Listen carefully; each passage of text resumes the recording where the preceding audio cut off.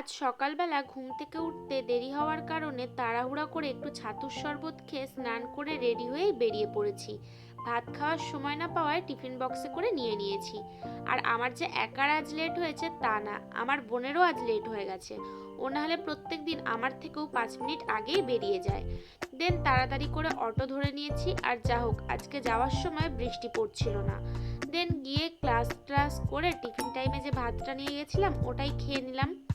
তারপর দেখো, ফিরে আসার সময় তোমাদেরকে এখানে দেখাচ্ছিলাম যে কলেজে যে জাম গাছ রয়েছে সেখান থেকে জামগুলো নিচে পড়ে কিভাবে ফেটে নষ্ট হচ্ছে।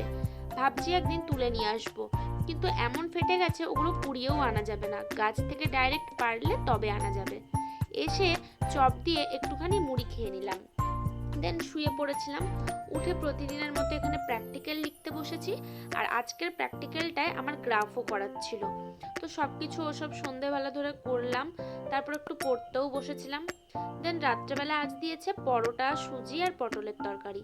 সো ওটা খেয়ে শুয়ে পড়লাম। এইটুকুই। Bye bye.